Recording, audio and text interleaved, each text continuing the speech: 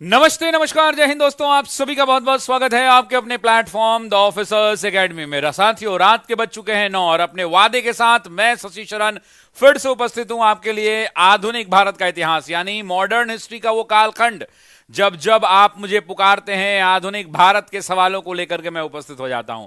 तो चलिए बिना देरी किए हुए क्लास की शुरुआत करते हैं दोस्तों, और उसके आगे की बातचीत करेंगे आज के क्लास में। लेकिन आज का क्लास महत्वपूर्ण है। क्यों महत्वपूर्ण है? क्योंकि आज की क्लास में हम गांधी युग की बात करेंगे। किस टॉपिक की बात करेंगे दोस्तों? गांधी युग की बात करेंगे। तो जो भी छात्र हैं, अगर गांधी युग चाहते हैं वो पूरा पढ़ना, यानी महात्मा गांधी के जीवन परिचय से लेकर के आगे तक की कहानी को पूरा एक साथ कवर करना, तो इस क्लास को जरूर देखिएगा। मुझे लगता है कि आज की क्लास को हम लोग आगे ले जाने का प्रयास करेंगे।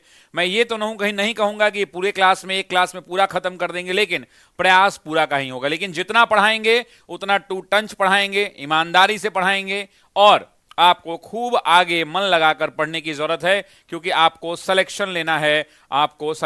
तो चलिए बिना देरी किए हुए क्लास की शुरुआत करते हैं।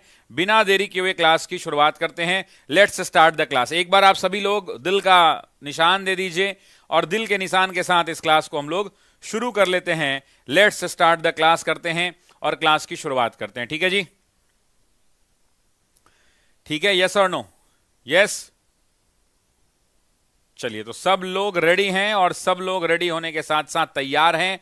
तो बिना देरी के हुए क्लास की शुरुआत करते हैं। Let's start the class. ठीक है, अब आते हैं आगे की बातचीत करने। ठीक है, आगे की बातचीत करते हैं। गुड मॉर्निंग है एवरीवन को। सभी लोगों का स्वागत है, सभी लोगों का अभिनंदन है, सभी लोगों का स्वागत है और सभी लोगों का अभिनंदन है।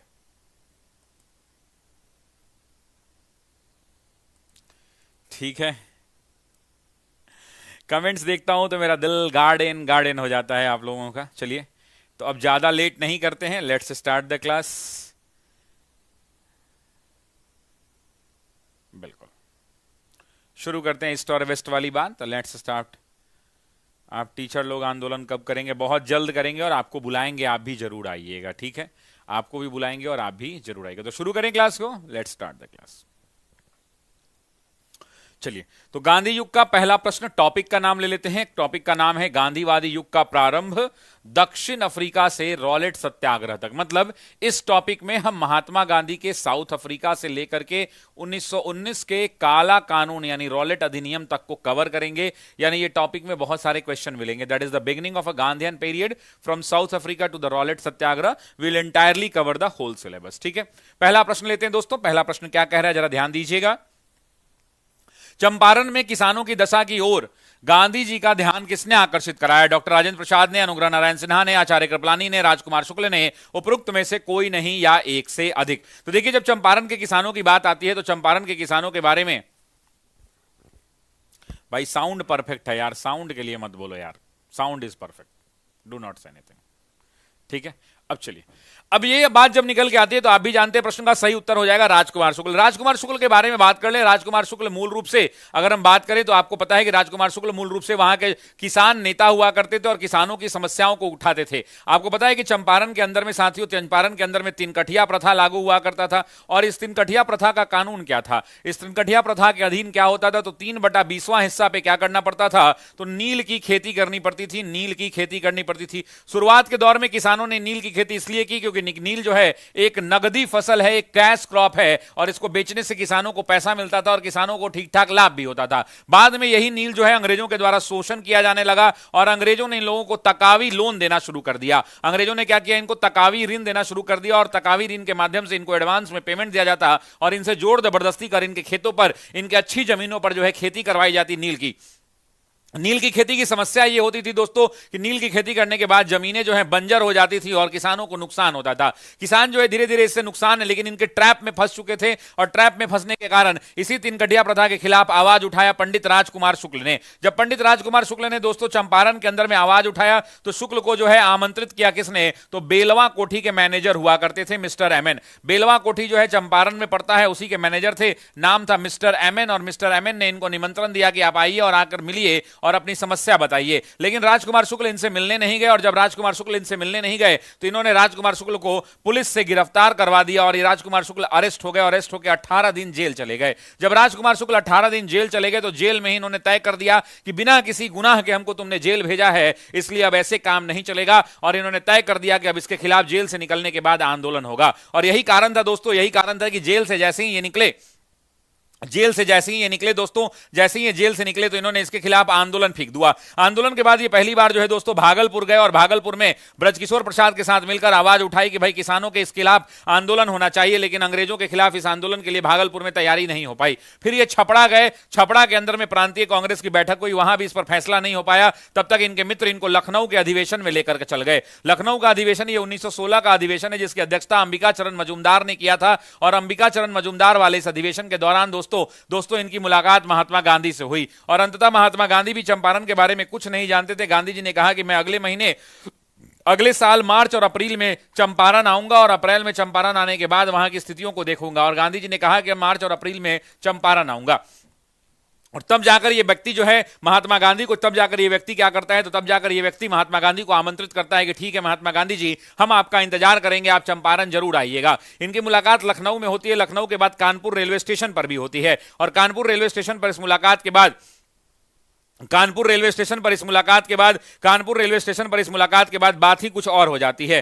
करंट अफेयर्स का स्टार्ट कर दीजिए, क्लास बिल्कुल जल्दी शुरू कर रहे हैं। उसके बाद जब यहां पे गांधी जी इसको वादा करते हैं कि ठीक है मैं मार्च अप्रैल में कानपुर रेलवे स्टेशन पे वादा करते हैं कि मार्च अप्रैल में आऊंगा। लेकिन जब महात्मा गांधी यहां पर नहीं पहुंचते हैं, जब महात्मा गांधी का कोई खोज खबर नहीं मिलता है, तो अंततः बेतिया से 27 फरवरी 1918 को बेतिया से इनको राजकुमार शुक्ल चिट्ठी लिखते हैं और चिट्ठी में कहते हैं कि चंपारण के 19 लाख किसान आपको टकटकी निगाहों से आपका इंतजार कर रहे हैं। हम जो है आपका उस प्रकार से इंतजार कर रहे हैं जिस प्रकार से प्रभु श्री राम का इंतजार किया गया था। अतः आपसे नम्र निवेदन है कि आपके दर्शन मात्र से चंपारण की समस्त समस्याओं का समाधान हो जाएगा, आप जरूर आइए। और आपको याद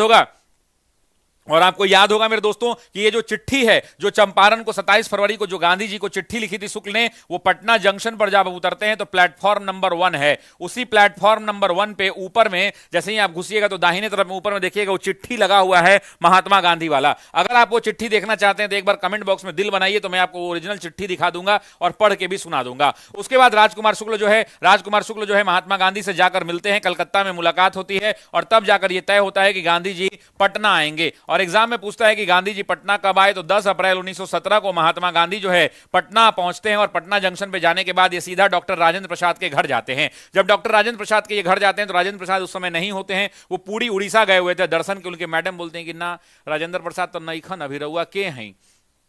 महात्मा गांधी को समझ में नहीं आता है कि रउआ के यहीं कहा जा रहा है। महात्मा गांधी वापस चले जाते हैं। महात्मा गांधी के एक मित्र होते हैं जिनका नाम क्या होता है जरा कमेंट बॉक्स में बताइएगा। उनके नाम पर भारत बिहार में विश्वविद्यालय भी है। उसके बाद महात्मा गांधी अपने उस मित्र से मिलते हैं और मित्र से मौलाना मजहरुल हक का घर का नाम सिकंदर मंजिल हुआ करता था और सिकंदर मंजिल में फ्रेजर रोड में जाकर मुलाकात करते हैं। और मुलाकात करने के बाद उनसे बातचीत होती है। फिर मौलाना मजहरुल कहते हैं ठीक है अब आप निकलिए। तब गांधी जी जो है कहां जाते हैं, तो गांधी जी मुजफ्फरपुर जाते हैं। और मुजफ्फरपुर जाने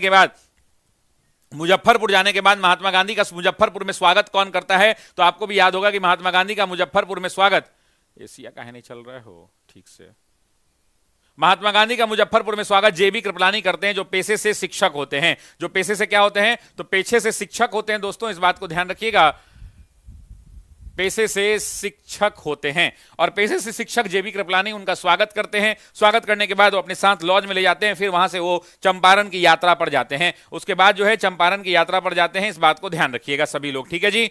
is it clear to everyone? अब देखिए, अगर आप चिट्ठी देखना चाहते हैं तो मैं आपको चिट्ठी दिखाता हूं। थोड़ा समय दीजिएगा चिट्ठी को ढूंढने के लिए। चिट्ठी मैं तुरंत ढूंढ लूंगा, थोड़ा समय दीजिएगा, थोड़ा समय दीजिएगा। तो मैं, ये रहा चिट्ठी, यही वो चिट्ठी है दोस्तों, यही वो चिट्ठी है। जरा ध्यान से देखिएगा, मैं आपको जूम करके दिखाता हूं, इस चिट्ठी को जूम करके पढ़ाता हूं। इस चिट्ठी को ध्यान दीजिएगा।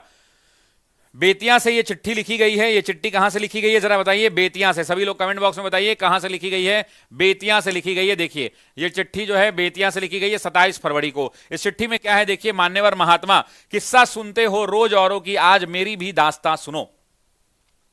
आपने उस अनहोनी को प्रत्यक्ष कर कार्य रूप में परिणित कर दिखाया जिसे टॉलस्टॉय जैसे महात्मा केवल विचार करते थे। इसी आशा और विश्वास से वशीभूत होकर हम आपके निकट अपनी राम कहानी सुनाने के लिए तैयार हैं। हमारी दुख भरी कथा दक्षिण अफ्रीका के उस अत्याचार से जो आपके अनुयायी वीर सत्याग्रही बहनों और भाइयों के साथ हुआ, उससे कहीं अधिक है।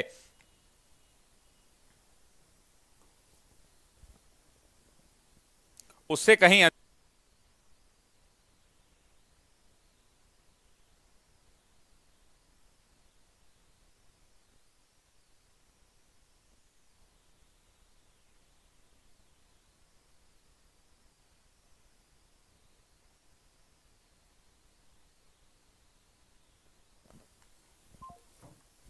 चलिए, उसके बाद महात्मा गांधी को ये चिट्ठी लिखते हैं कि हम अपना, यही वाला से एग्जाम में क्वेश्चन भी आता है, आप ध्यान रखिएगा क्या लिखते हैं राजकुमार शुक्ल के, हम अपना वह दुख जो हमारी 19 लाख आत्माओं के हृदय पर बीत रहा है सुनाकर आपके कोमल हृदय को दुखित करना उचित नहीं समझते। बस केवल इतनी प्रार्थना है कि आप स्वयं आकर अपनी आंखों से देख लीजिए, तब आपको अच्छी तरह से विश्वास हो जाएगा कि भारतवर्ष के एक कोने में यहां की प्रजा, जिसको ब्रिटिश छत्र की सुशीतल छाया में रहने का अभिमान प्राप्त है, किस प्रकार से कष्ट सहकर पशुवत जीवन व्यतीत कर रही है। और ये वाला लाइन और इंपॉर्टेंट है, ध्यान से पढ़िएगा इस लाइन को। कह रहा है कि हम और अधिक न लिखकर आपका ध्यान उस प्रतिज्ञा की ओर आकृष्ट करना चाहते हैं जो लखनऊ कांग्रेस 1916 वाला, फिर वहां से लौटते समय कानपुर में आपने की थी, अर्थात मैं मार्च अप्रैल महीने में चंपारण आऊंगा। बस अब समय आ गया है श्रीमान अपनी प्रतिज्ञा को पूर्ण करें। चंपारण की 19 लाख दुखी प्रजा श्रीमान के चरण कमल के लिए टकटकी लगाए बैठी है और उन्हें आशा ही नहीं पूर्ण विश्वास है कि जिस प्रकार भगवान श्री रामचंद्र के चरण स्पर्श से अहिल्या तर गई, उसी प्रकार श्रीमान के चंपारण में पैर रखते ही हम 19 लाख प्रजाओं का उद्धार हो जाएगा। आपका दर्शनालिभासी जो है राजकुमार शुक्ल, राजकुमार शुक्ल, राजकुमार शुक्ल। तो ये बात जो है दोस्तों, ये बात दोस्तों आपको ध्यान रखना होगा। और ये जो है किसकी चिट्ठी है, तो ये राजकुमार शुक्ल की चिट्ठी है, ये राजकुमार शुक्ल की चिट्ठी है, इस बात को ध्यान रखिएगा। अगले प्रश्न पढ़ते हैं, कह रहे हैं निम्नलिखित में कौन सा गांधी जी का प्रथम सत्याग्रह आंदोलन था जिसमें उन्होंने सविनय अवज्ञा का प्रयोग किया? क्या वो चंपारण था, खेरा था, अहमदाबाद था, रॉलेट सत्याग्रह था, या उपरोक्त में से कोई नहीं? कहता है महात्मा गांधी का वो कौन सा आंदोलन था जिसमें महात्मा गांधी ने किसका प्रयोग किया? तो सविनय अवज्ञा का प्रयोग किया। सविनय अवज्ञा का, सविनय अवज्ञा का मतलब क्या था? सविनय अवज्ञा का मतलब था विनम्रता पूर्वक होकर आपके द्वारा बनाए गए कानूनों की अवहेलना करना। आप सबको पता है कि सविनय अवज्ञा, प्रश्न का सही उत्तर क्या हो जाएगा? चंपारण हो जाएगा। सविनय की बात करते हैं दोस्तों, तो सविनय का मतलब होता है विनम्रता पूर्वक। क्या होता है? विनम्रता पूर्वक होता है सविनय का मतलब। और अवज्ञा की अगर आप बात करें तो अवज्ञा का मतलब होता है कानूनों का पालन नहीं करना, कानूनों की अवहेलना करना, कानूनों की अवहेलना करना। यही दो चीजें हैं जो आपको ध्यान रखनी है, यही दो बातें हैं जो आपको ध्यान रखनी है। अब देखिए जरा ध्यान दीजिएगा, सविनय अवज्ञा आंदोलन की बात जब आप करते हैं तो चंपारण सत्याग्रह होता है मेरे दोस्तों। अब चंपारण की इस कहानी को जरा मैं डिटेल में आपको बताता हूं। आपको याद होगा कि महात्मा गांधी सविनय अवज्ञा आंदोलन के दौरान चंपारण आए थे, और चंपारण सत्याग्रह के दौरान महात्मा गांधी कहां आए थे? तो चंपारण आए थे। अब जरा ध्यान दीजिएगा मेरे दोस्तों, अब जरा ध्यान दीजिएगा, इस चंपारण सत्याग्रह का आउटकम क्या हुआ था? जब महात्मा गांधी आए थे तो महात्मा गांधी कहां गए थे? सभी लोग कमेंट करेंगे, साठी गए थे। कहां गए थे दोस्तों? साठी गए थे। और साठी के अंदर में महात्मा गांधी ने क्या किया? तो आपको याद होगा यहां पे 8000 किसानों का, साठी के अंदर में दोस्तों 8000 किसानों का इन्होंने क्या किया? बयान दर्ज किया। और इसी बयान के आधार पर फिर इसके ऊपर जो है महात्मा गांधी ने कहा कि ऐसे काम नहीं चलेगा, यहां पर किसानों का शोषण हो रहा है। और तब जाकर महात्मा गांधी ने कहा कि हम इसके खिलाफ एक्शन लेंगे। जब महात्मा गांधी ने आवाज उठाने का प्रयास किया तो महात्मा गांधी को वहां पर डिटेन कर लिया गया, और डिटेन करने के बाद उन्हें कोर्ट में पेश किया गया। जब महात्मा गांधी को वहां के कोर्ट में पेश किया गया तो कोर्ट को चारों तरफ से लोगों ने घेर लिया। इतना ज्यादा भीड़ हो गया कि उसके बाद कोई विकल्प नहीं बचा। जज साहब भी बोले कि कौन आदमी है ये जो पहली बार चंपारण आया है, कौन आदमी है ये जो पहली बार चंपारण आया है और उसके हिस्से में इतनी भीड़ है, ये कौन व्यक्ति है? और वैसी परिस्थिति के अंदर में जब चंपारण की ये बात निकल के आई तो वैसी परिस्थिति के अंदर में समस्याएं जो हैं बढ़ गईं। और तब जाकर दोस्तों आपको याद होगा कि इस कोर्ट में उनको जमानत दी गई। आपको मैंने एक किस्सा सुनाया है क्लास में, जमानत के लिए 100 रुपए का जमानत राशि रखा गया। जज साहब ने कहा कि महात्मा गांधी आप 100 रुपए जमा कीजिए।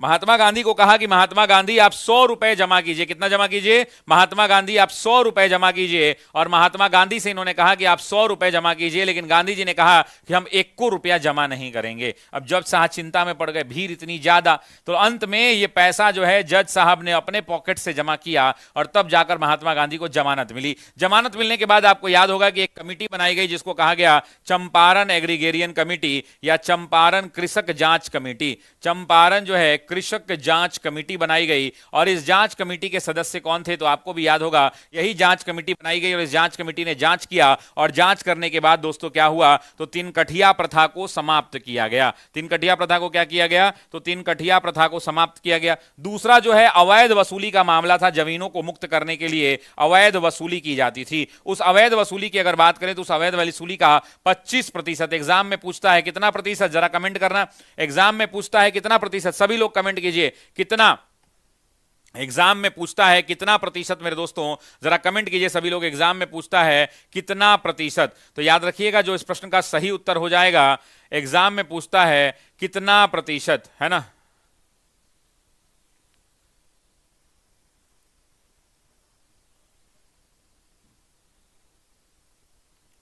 ठीक है, कितना प्रतिशत? तो 25% मेरे दोस्तों ध्यान रखिएगा, अवैध वसूली का वापस करने की बात कही गई। यहां पर महात्मा गांधी के बेटे ने चंपारण के अंदर में क्या किया? तो स्कूल खोल दिया और बेटा पतो जो है चंपारण में ही रहने लगा। यह भी आपको बात की गई होगी और बताया भी गया होगा। प्रश्न का सही उत्तर क्या हो जाएगा? चंपारण हो जाएगा। गांधीवाद और मार्क्सवाद, गांधीवाद और मार्क्सवाद के बीच एक समान सहमति पाई जाती है, यह निम्नलिखित में से कौन सी है? एक अंतिम लक्ष्य के रूप में राज्यविहीन समाज, वर्ग संघर्ष, निजी संपत्ति की समाप्ति या आर्थिक नियतिवाद। आपसे पूछ रहा है कि करेक्ट आंसर क्या होगा? महात्मा गांधी और मार्क्स की विचारधारा, आपको पता है ना कि ये दो विपरीत विचारधाराएं हैं। जहां गांधी जो है भारत को लोकतांत्रिक व्यवस्था के लिए ले जाते थे और बोलते थे कि भारत जो है दुनिया के अनुकूल है और हम इस लोकतांत्रिक व्यवस्था में अपने आप को जिएंगे, जहां पर सत्य और अहिंसा के रास्ते पर चलकर अपने देश को लोकतंत्र या स्वतंत्रता प्राप्त कराएंगे। लेकिन मार्क्सवाद की जब बात करेंगे तो मार्क्सवाद क्या करता है? मार्क्सवाद लोकतंत्र की तो बात करता है, मार्क्सवाद लोकतंत्र की तो बात करता है, लेकिन लोकतंत्र को पूंजीपति वर्गों से जोड़कर देखता है, पूंजीपति वर्ग से ये जोड़कर देखता है। आपको पता होगा मार्क्सवाद तो है लोकतंत्र की तो बात करता है, लेकिन लोकतंत्र को वो पूंजीवाद से जोड़ देता है। मार्क्सवादी विचारधारा जो है कहीं ना कहीं हिंसक मानी जाती है। मार्क्सवादी विचारधारा को अगर आप देखेंगे तो कहीं ना कहीं ये हिंसक है, कहीं ना कहीं क्या थी ही।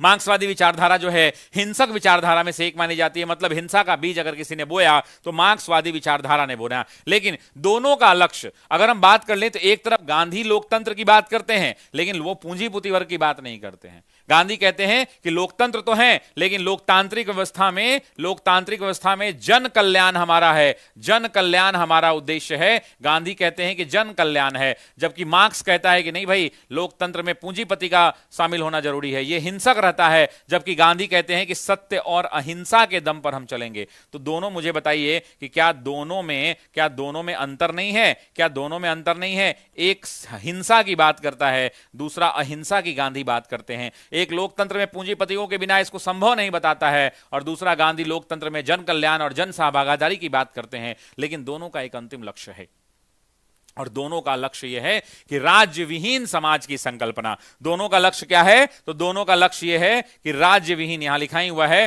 राज्य विहीन समाज की परिकल्पना जो है, इन दोनों का लक्ष्य है। इसीलिए अगर आप देखेंगे तो आप गांधीवाद की बात करें या मार्क्सवाद की बात करें, दोनों के दोनों जो है क्या है? दोनों के दोनों मार्क्सवाद और गांधीवाद दोनों को अराजकतावादी माना जाता है और यही कारण है। और दोनों के दोनों विचारधाराएं कैसी हैं? तो विपरीत विचारधाराएं हैं। इस बात को आप ध्यान रखिएगा, इस बात को आप ध्यान रखिएगा। ठीक है जी।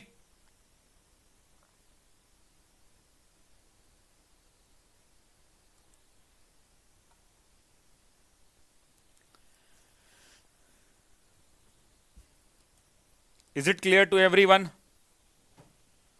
चलिए नेक्स्ट, गांधी जी की एक मुख्य लेफ्टिनेंट अनसुईया बेन किसकी बहन थी?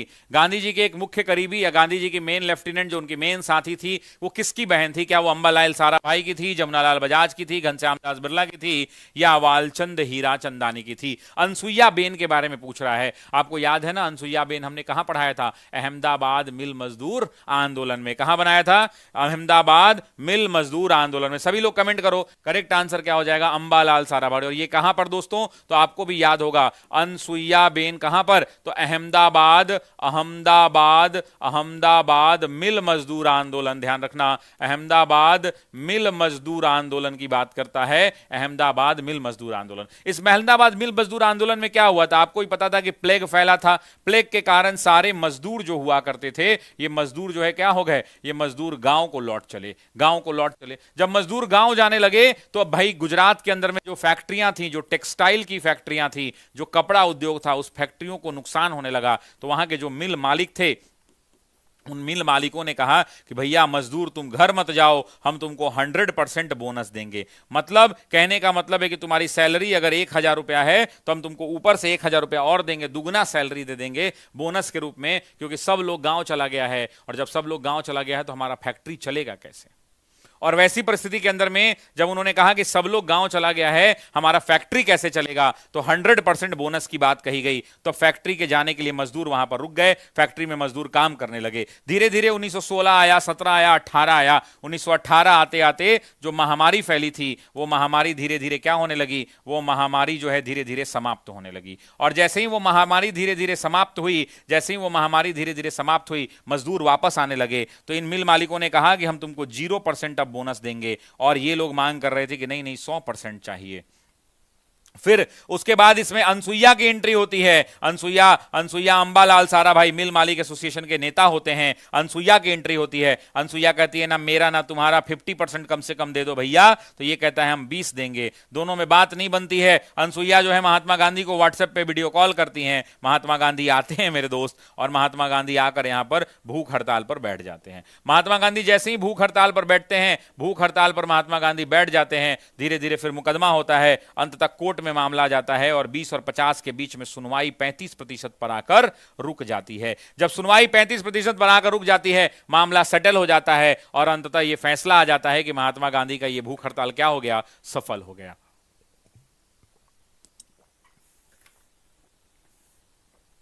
और तब जाकर महात्मा गांधी का भूख हड़ताल क्या हो जाता है, तो महात्मा गांधी का भूख हड़ताल सफल हो जाता है। महात्मा गांधी का भूख हड़ताल सफल हो जाता है। तो ये अंबालाल साराभाई की बहन हुआ।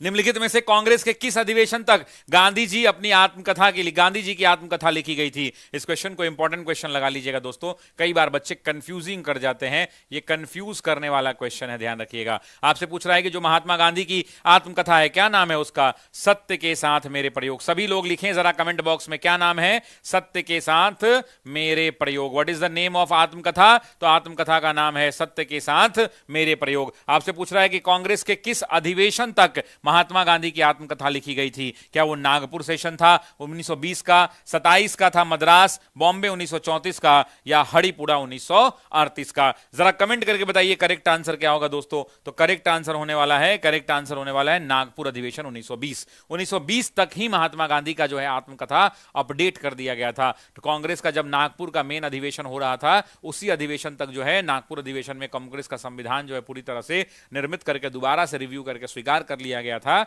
और यहीं तक ये एक्टिवेटेड हुआ करता था। My experiment with truth, very good.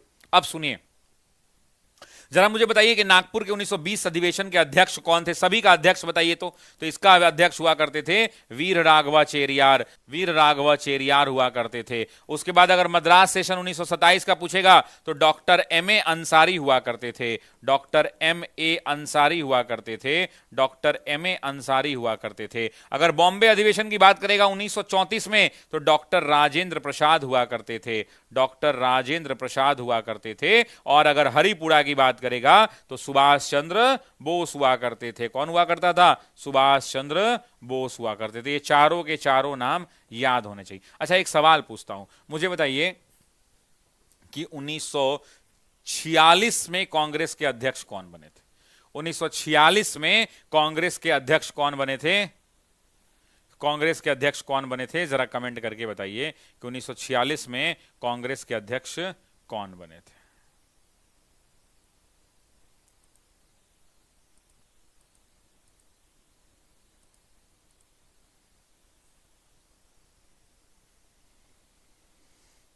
ठीक है, बताइए कमेंट करके। आने लगा आंसर, वेरी गुड।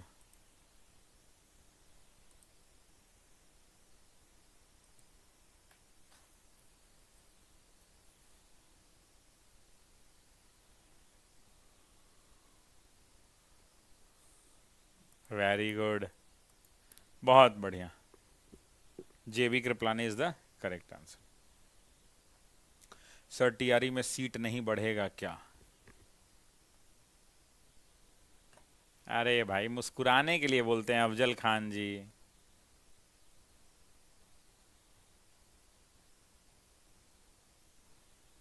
आप अपना ध्यान दीजिए अफजल खान जी, ऐसे ही अपनी अम्मी अब्बू से बात करते हैं आप? हाँ, यही आपकी अम्मी अब्बू सिखाई हैं आपको? बताइए।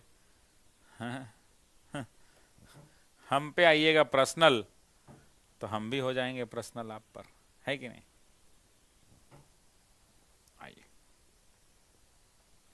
चंपारण में गांधी जी को आमंत्रण किसने दिया? जिसमें तो एक भी टाइम नहीं लगेगा। डॉक्टर राजेंद्र प्रसाद, राजकुमार शुक्ल, मौलाना मजहरुल हक, कृष्णा सहाय, नन ऑफ द एबव या उपरोक्त में से कोई नहीं। बताइए करेक्ट आंसर क्या होगा? ऑलरेडी डिस्कस कर चुके हैं, बी आंसर हो जाएगा। नेक्स्ट, आपको पता है कि बीपीएससी एईडीओ का ऑफिसर एकेडमी ने बैच लॉन्च कर दिया है, जिसमें पेपर 1, पेपर 2 और पेपर 3 ये तीनों पेपर कंप्लीट कराए जाएंगे, कवर कराए जाएंगे, इस बात को ध्यान रखिएगा।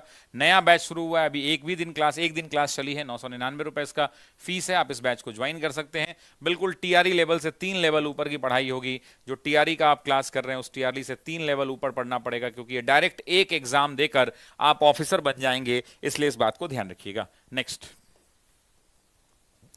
जलियांवाला बाग नरसंहार किस गांधीवादी सत्याग्रह के संबंध में हुआ था? क्या वो स्वदेशी सत्याग्रह था, रॉलेट था, बारदोली था या व्यक्तिगत सत्याग्रह था? आपसे पूछ रहा है कि जो जलियांवाला बाग नरसंहार हुआ वो क्यों हुआ था, उसका कारण क्या था, इमीडिएट काउज क्या था? इमीडिएट काउज के बारे में पूछ रहा है कि जलियांवाला बाग नरसंहार का इमीडिएट काउज क्या था? जलियांवाला बाग नरसंहार का इमीडिएट काउज क्या था? इमीडिएट काउज क्या था? ठीक है, तो करेक्ट आंसर हो जाएगा रॉलेट एक्ट। सबसे पहले तो यह समझिए कि रॉलेट एक्ट का ओरिजिनल नाम ही रॉलेट एक्ट नहीं था। इसका नाम रॉलेट एक्ट इसलिए पड़ा क्योंकि सर सिडनी रॉलेट को बुलाया गया था, और सर सिडनी रॉलेट की अध्यक्षता में सिडिशन कमेटी का निर्माण हुआ था। सिडिशन गलत लिख दिया है मैंने, अब सही कर लीजिएगा। सिडिशन कमेटी का निर्माण हुआ था, और इसी सिडिशन कमेटी ने इसकी अध्यक्षता जो है सर सिडनी रॉलेट ने किया था, इसीलिए इसका नाम जो है रॉलेट सत्याग्रह पड़ा। रॉलेट कमेटी ने दोस्तों क्या किया, तो रॉलेट कमेटी ने बोला कि भारत में इन्होंने दौरा किया और इन्होंने कहा कि भारत में कड़े से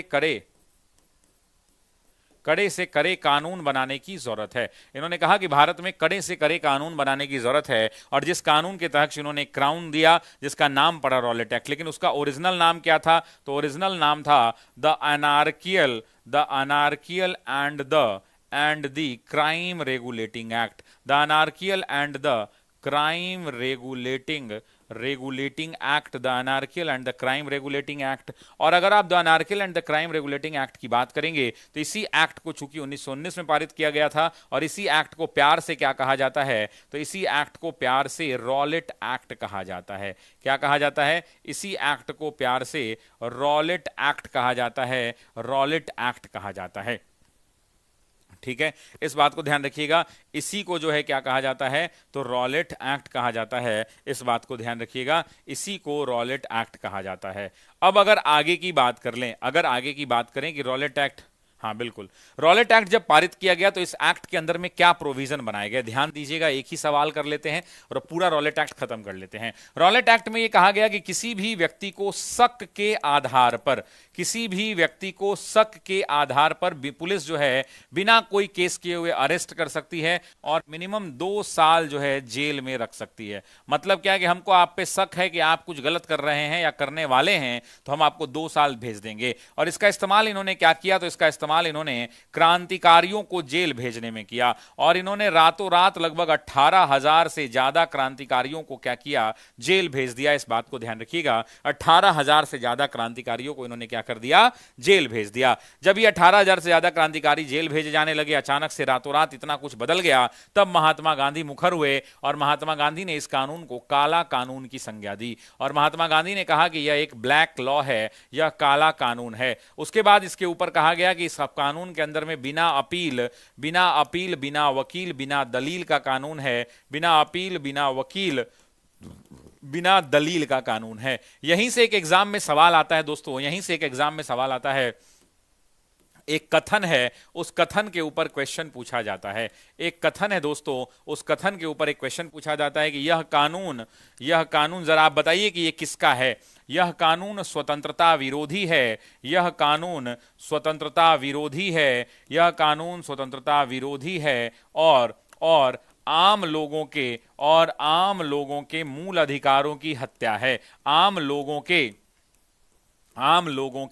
मूल अधिकारों की,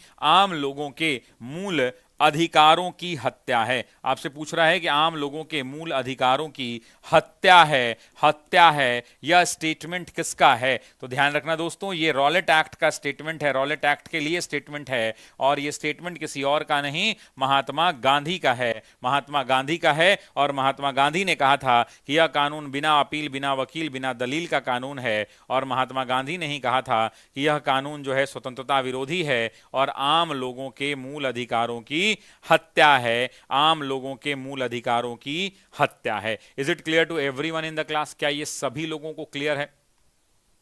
क्या ये सभी लोगों को क्लियर है? यस और नो? यस। अब आपको एक बात और याद दिला देता हूं। आपको याद होगा इसी कानून के तहत में रॉलेट एक्ट का ही विरोध हो रहा था। विरोध पूरे भारतवर्ष में हुआ, लेकिन पंजाब का विद्रोह जो है काफी सक्रिय था। आपको पता है कि पंजाब के इलाके में विद्रोह चल रहा था। अब सुन लीजिए, जलियांवाला, या फिर आगे करेंगे इसको, है ना, आगे जलियांवाला बाग में उसको बताएंगे, ठीक है। इसका करेक्ट आंसर आपको ही पता है, रॉलेट एक्ट हो जाएगा। जलियांवाला बाग में पूरा लपेट लेंगे उसको, ठीक है ना। निम्न में से कौन महात्मा गांधी का भारत में पहला सत्याग्रह है? सत्याग्रह कौन सा है? अहमदाबाद, बारदोली, चंपारण, या ये? तो करेक्ट आंसर हो जाएगा चंपारण सत्याग्रह। क्या हो जाएगा? चंपारण सत्याग्रह हो जाएगा। करेक्ट आंसर क्या हो जाएगा? चंपारण सत्याग्रह हो जाएगा, है ना, चंपारण सत्याग्रह हो जाएगा, ठीक है। अच्छा, कल सुबह कितने बजे क्लास है मेरी, आपको पता है? कल सुबह मेरी कितने बजे क्लास है, क्या आप जानते हैं?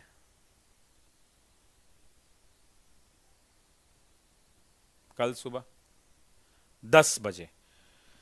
कल सुबह 10 बजे मॉडर्न हिस्ट्री के 50 क्वेश्चन, जो सारे टॉपिक के मिला के होंगे, उन टॉपिक के क्वेश्चंस को हम कल लेके आने वाले हैं, ठीक है।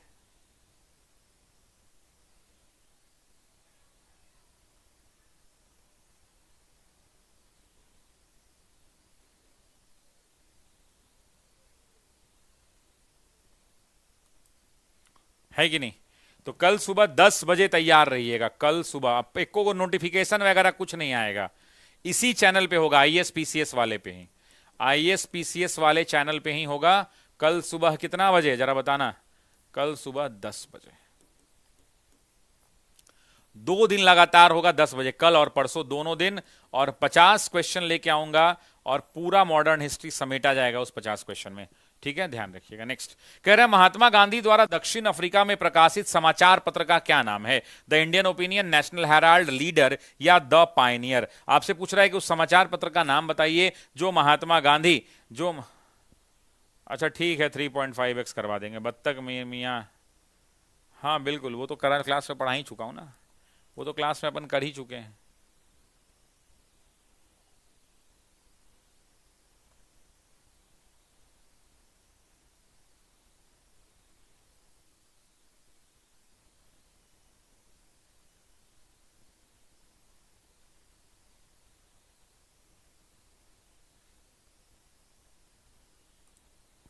ठीक, हम यही चाहते थे सर कि आप क्वेश्चन लेके आइए बहुत ज़्यादा। ठीक है नित्या जी, आपकी चाहत पूरी हो गई, हम तो यही कह सकते हैं कि आपकी चाहत पूरी हो गई। आइए, अगर सबसे पहले हम बात कर लेते हैं कि महात्मा गांधी के द्वारा प्रकाशित समाचार पत्र का क्या नाम था? The Indian opinion. The Indian opinion किसका है? तो आपसे पूछेगा तो आप कहेंगे कि ये महात्मा गांधी का है, और महात्मा गांधी ने इसे कहां पे प्रकाशित किया? तो गुजरात में किया। अगर आपसे पूछे कि नेशनल हेराल्ड ये किसका है, तो याद रखिएगा ये पंडित जवाहरलाल नेहरू का है। मैं जानता हूं ये बहुत लोगों को नहीं पता है, कृपया करके इसको कमेंट बॉक्स में 2-3 बार लिखिए ताकि याद हो जाए आपको। नेशनल हेराल्ड लिखिए और डैश देके लिखिए पंडित जवाहरलाल नेहरू। लीडर की अगर आप बात करेंगे, लीडर किसका है, इधर ही लिख देता हूं, तो लीडर है मदन मोहन मालवीय का। लीडर किसका है दोस्तों, जरा कमेंट करना। तो मदन मोहन मालवीय का है। किसका है? मदन मोहन मालवीय का है, इस बात को ध्यान रखना। पायनियर आपसे एग्जाम में पूछे कि ये पायनियर किसका है, तो जूलियन रॉबिन्सन का है। किसका है? जूलियन रॉबिन्सन का है। जूलियन रॉबिन्सन का है, ध्यान रखिएगा, जूलियन रॉबिन्सन का है, जूलियन रॉबिन्सन का है। जानते हैं वो दिल का बात आप हमसे पूछिएगा तो वो बात बोलना चाहते हैं, दिल का बात, बहुत एकदम ईमानदारी से। वीडियो को जो लोग लाइक नहीं किए हैं,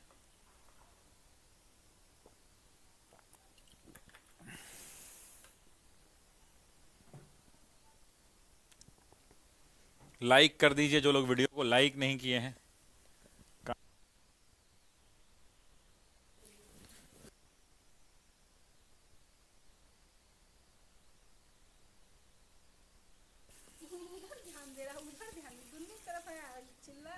दो। हाँ चलो लल्ला, बाय बाय, बाय बाय।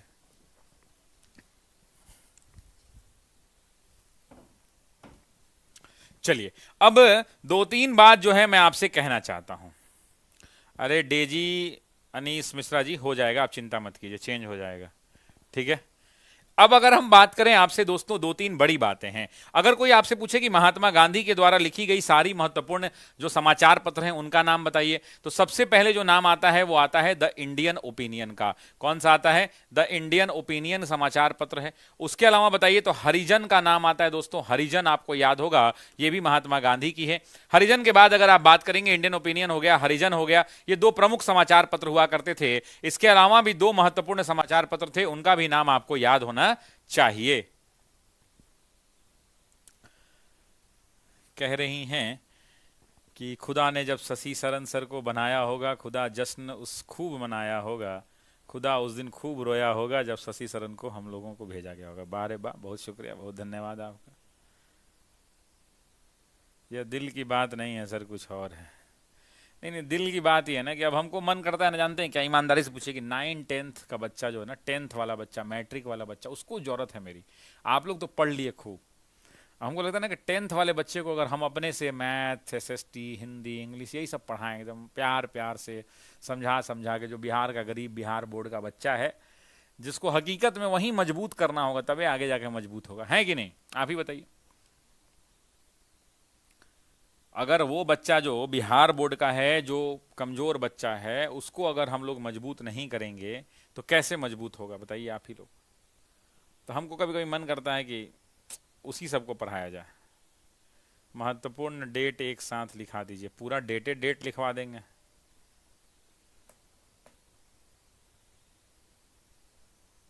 ठीक, चलिए। कह रहे हैं कि भारत में मॉन्टेग्यू चेम्सफोर्ड सुधार किस वर्ष लागू किया गया था? क्या 1881 में, 1902 में, 1909 में, 1919 में? तो आपको ही पता है कि मॉन्टेग्यू चेम्सफोर्ड की जब हम बात करते हैं तो 1919 के अंदर में मॉन्टेग्यू चेम्सफोर्ड लागू किया गया था। मॉन्टेग्यू चेम्सफोर्ड को दोस्तों आप किस नाम से जानते हैं? तो आपको याद होगा कि आप इसे भारत परिषद अधिनियम के नाम से जानते हैं। भारत परिषद अधिनियम के नाम से आप जानते हैं।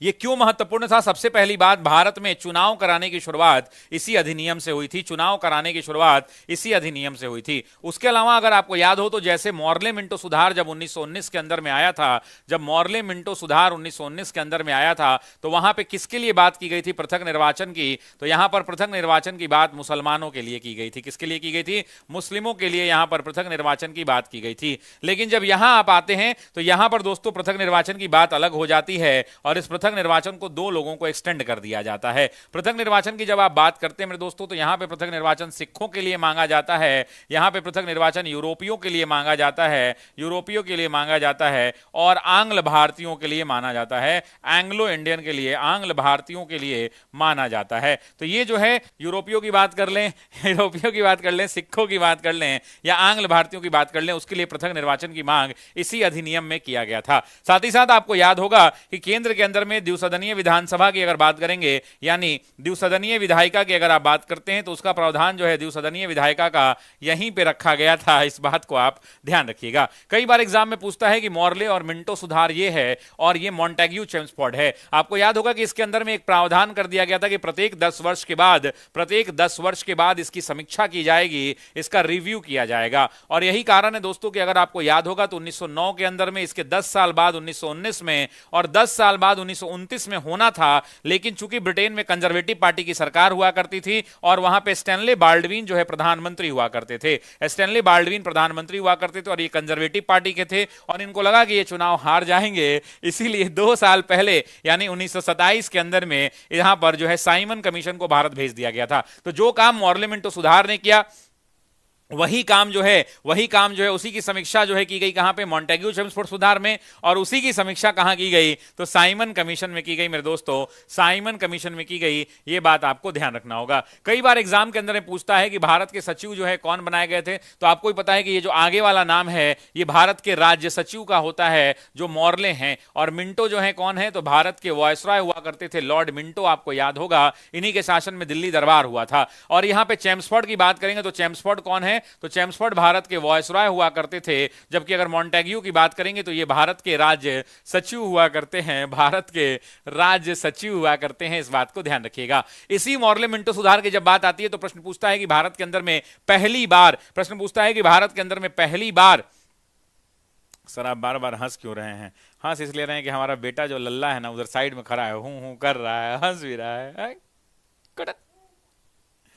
तो इसीलिए हम भी हंस रहे हैं, ठीक है सर। बच्चा कैमरा के सामने आना चाहता है। हाँ सर का हीरो बाबू भी क्लास में आया है क्या? है? आओ आओ आओ, तुम तो रोज रोज आ जाते हो, क्या तरीका है?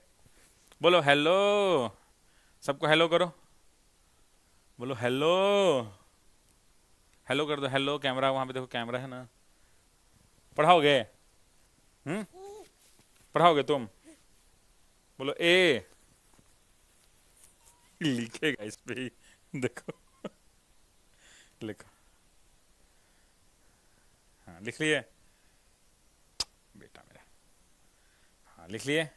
चलो भैया लोग को पढ़ाने दो, भैया लोग को पढ़ाने दो भाई। भैया लोग को नहीं पढ़ाएंगे, सबका ब्याह नहीं होगा, ये सबका ब्याह नहीं होगा तो कैसे होगा बताओ? जीवन ही सबका कैसे चलेगा? सर सामने लाइए, अरे ले आए भाई। हेलो सार्थक बाबू, देखो सर आपका लड़का किधर है? देखो पूरा एकदम दिल दिल आ रहा है बेटा तुमको, लाल लाल। हैं? हाँ हाँ, अरे ले आए सामने भाई मधु पंडित। सो के उठ गए हैं? सो के उठ गए बेटू? चलो पढ़ाएं हम। हाँ लिख लिए? हाँ चलो हो गया। चलो जाओ, जाओगे? जाओ।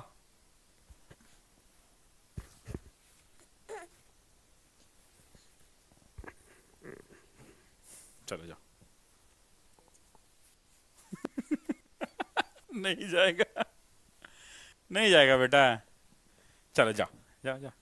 चलिए नेक्स्ट क्वेश्चन। 2017 में कौन सा महीना गांधी के चंपारण पहुंचने की 100वीं जयंती व्यक्त करता है? अब आप मुझे बताइए कि महात्मा गांधी पटना कब पहुंचे थे? तो आपको भी याद होगा कि महात्मा गांधी 10 अप्रैल को पटना पहुंचे थे। कितने अप्रैल को? 10 अप्रैल को। एग्जाम में पूछता भी है, ध्यान रखिए, कमेंट कीजिए सभी लोग। पटना कब पहुंचे? 10 अप्रैल को। उसके बाद आपसे पूछता है कि चंपारण कब पहुंचे? तो 19 अप्रैल को। सभी लोग कमेंट करेंगे कब पहुंचे? 19 अप्रैल को। 19 अप्रैल को महात्मा गांधी चंपारण पहुंचे थे। क्लियर है सभी लोगों को? Is it clear to everyone in the class? याद है? अच्छा, एग्जाम में और कोई डेट पूछता है क्या? नहीं, और कोई तो बहुत डेट नहीं पूछता है, लेकिन 100वीं जयंती के बारे में जरूर पूछता है। ध्यान रहेगा सभी को? अच्छा, एक बात और बता दीजिए कि महात्मा गांधी वहां पहुंचे, तिनकठिया को समाप्त करा दिया, लेकिन वहां पर एक कमिटी बनाई गई जिसका नाम था चंपारण एग्रीगेरियन कमिटी। ध्यान होगा, वहां पे एक व्यक्ति थे जिन्होंने महात्मा गांधी का जान बचाया था। उस व्यक्ति का क्या नाम था? मैं आपसे पूछ रहा हूं कि उस व्यक्ति का क्या नाम था जिस व्यक्ति ने महात्मा गांधी का जान बचाया था। जहर दिया जा रहा था गांधी जी को, जहर।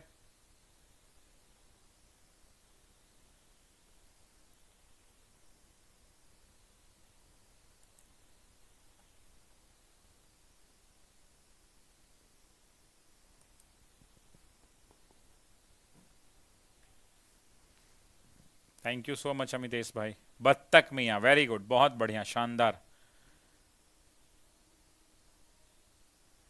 बहुत सही। पटना से आने में 9 दिन नहीं लग गया, मूर्ख आदमी। करेक्ट आंसर क्या हो जाएगा यहां पे? अप्रैल महीना। अच्छा, एक दो बात और।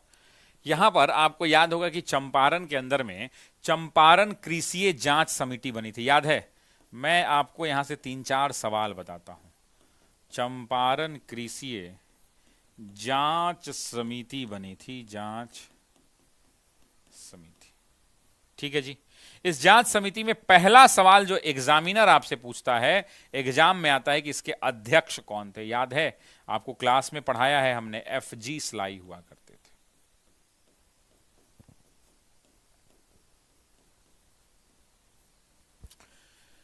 दूसरा सवाल आपसे पूछता है कि अन्य सचिव कौन थे, तो MEL टेन्नैर हुआ करते थे। MEL टेन्नैर।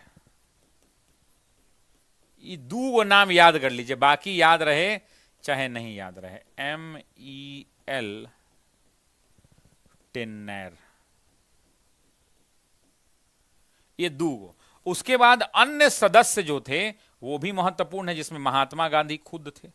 कई बार तो ये पूछता है कि महात्मा गांधी थे कि नहीं थे उसमें, तो ये दोनों नाम मैं चाहता हूं आप लोग 2-2 3-3 बार कमेंट बॉक्स में कमेंट करिए, ताकि आपको ये दोनों नाम याद हो जाए। मैं ये चाहता हूं।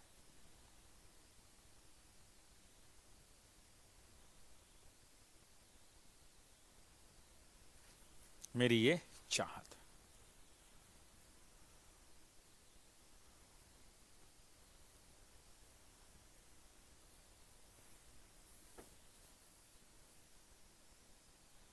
ठीक है, सभी लोग का कमेंट भी आ गया। महात्मा गांधी। राजा हरि प्रसाद नारायण सिंह हुआ करते थे।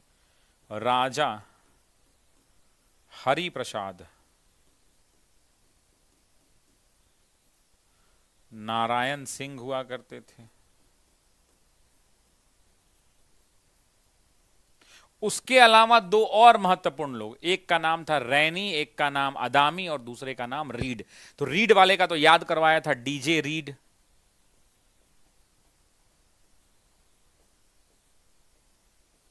रैनी का नाम आपको याद कराया था कि जी रैना, रैना जो क्रिकेटर हैं तो रैनी कर देना है।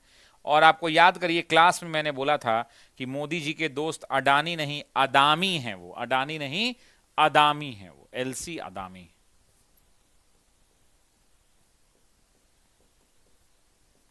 मेरे दोस्त इसको थोड़ा सीरियस लीजिएगा, है ना, हर चीज हंसी मजाक में नहीं होता है, ये चीज जरा सीरियस है। मैं चाहता हूं इसका स्क्रीनशॉट करके आप रख लें एटलीस्ट, और ये वाला पोर्शन जो है इसका स्क्रीनशॉट रख लें, क्योंकि ये परीक्षा के लिए महत्वपूर्ण है। ठीक है, सभी लोगों से निवेदन है कि इसका आप स्क्रीनशॉट करके रख लें, क्योंकि ये परीक्षा के लिए क्या है तो महत्वपूर्ण है।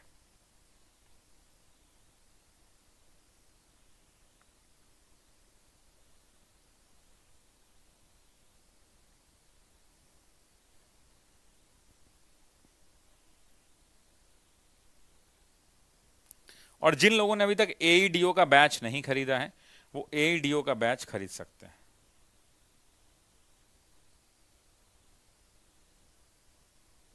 अच्छा, मैं एक चीज बोलना चाहता हूं। मेरी चाहत है कि मैं एक महीने का एक एक्सपेरिमेंट करना चाहता हूं। क्या पता है, मैं एक टेस्ट सीरीज लॉन्च करना चाहता हूं 100-200 रुपए महीने पर, जिसमें सारा टेस्ट मैं कराऊं। 15-16 टेस्ट रहे, और उसमें 4 हिस्ट्री रहे, 4 ज्योग्राफी रहे, 4 पॉलिटी रहे, 4 इकोनॉमी या बिहार स्पेशल रहे, ऐसे करके टेस्ट रहे। ठीक है, और महीना में 1 महीना का 200 रुपये या कुछ ऐसा फीस हो। 1 महीना आप लोग करके देखिए कि आप लोगों को कैसा लगता है। अगर आप चाहते हैं कि ऐसा टेस्ट सीरीज मैं लॉन्च करूं जिसमें सारा विषय मैं कराऊं, हिस्ट्री भी मैं, ज्योग्राफी भी मैं, पॉलिटी भी मैं, इकोनॉमी भी, करंट भी और बिहार स्पेशल भी, ये सारे विषय मैं कराऊं। अगर आप चाहते हैं कि हिस्ट्री मैं कराऊं, ज्योग्राफी मैं कराऊं, पॉलिटी मैं कराऊं, इकोनॉमी मैं कराऊं, बिहार स्पेशल कराऊं, करंट अफेयर्स कराऊं, है ना, तो अगर आप चाहते हैं कि ऐसा टेस्ट सीरीज आना चाहिए, और इसका फीस जैसे मान लीजिए महीना का 200 या 300 है, जो भी हो, जो भी फीस रहे, या कुछ ऑफर दे दें आप लोगों को पहली बार। 1 महीना का एक एक्सपेरिमेंट करना चाहता हूं। अगर आपको पसंद आया, पेड में कराऊंगा, यूट्यूब पे नहीं कराऊंगा, ये हर चीज फ्री में नहीं, किसी भी चीज की कीमत होती है ना। तो अगर आपको पसंद आया तो फिर आगे कंटिन्यू किया जाएगा, और मुझे पता ही है पसंद आएगा ही। आप तो चाहते हैं कि हम सब विषय पढ़ा दें, जैसे आप लोगों को हिस्ट्री याद करवा दिए हैं एक एक चीज से, वैसे ही आप चाहते हैं कि ज्योग्राफी भी हो जाए, वैसे ही आप चाहते हैं कि पॉलिटी भी हो जाए, आप तो चाहते ही हैं। प्रज्ञा यादव यूपी, पटक के क्लास में मेरा लड़का लोग जो है आपको गुलाब का फूल दे देगा, है ना, गुलाब का फूल देगा आपको। आंदोलन के लिए सबसे पहला जब 27,000 सीट आया था ना, सुन लीजिए, जब 27,000 सीट आया था तो एगो यूट्यूब एगो कोचिंग वाले हैं, उन्होंने लगाया कि 95,800 सीट आया खुशी का। एगो दूसरा बच्चा सब बेटा सब है, वो सब लगाया कि क्या बोलते हैं, खुशखबरी खुशखबरी खुशखबरी। इकलौता शेर था शशि शरण, इकलौता, काट लो इस रील को, काटना है जिसको भी लगा इसको भेजना। इकलौता शेर था जो उतरा यूट्यूब पर, ही नहीं बोला कि वैकेंसी आया, इस बात के लिए बोला कि ये गलत है, 27,000 बर्दाश्त नहीं होगा, इसके लिए आंदोलन होगा। इकलौता। जब लोग देखा अरे शशि सर तो विरोध करने लगे, लोग यहां बैच लॉन्च कर दिया, ऑफलाइन में ऑनलाइन में, target batch, high batch, how batch. Officer academy ने ना लास्ट पिछले साल अगस्त में लॉन्च किया था। कोई माई का लाल बोल दे कि टीआरई का हमने कोई बैच लॉन्च किया है। टीआरई का हमारा जो बैच है ना, टीआरई का जो हमारा बैच है वो पिछले साल अगस्त 2024 में लॉन्च हुआ है, उसके बाद बैच लॉन्च नहीं किया है। हम लोग उसमें के नहीं है, याद रखिएगा, है ना। तो मेरे क्लास में बोलने से पहले सोचिएगा।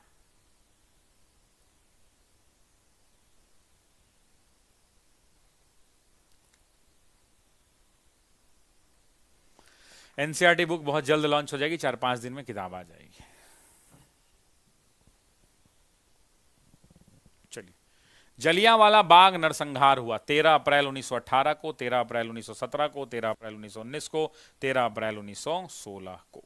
कमेंट करके बताइए। हाँ, हिंदी और इंग्लिश दोनों में रहेगा, बाइलिंगुअल ही रहेगा।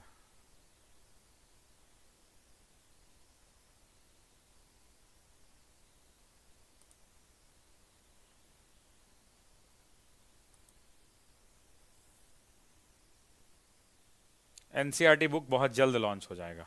आप जरा कमेंट करके बताइए प्रश्न का सही उत्तर क्या होगा।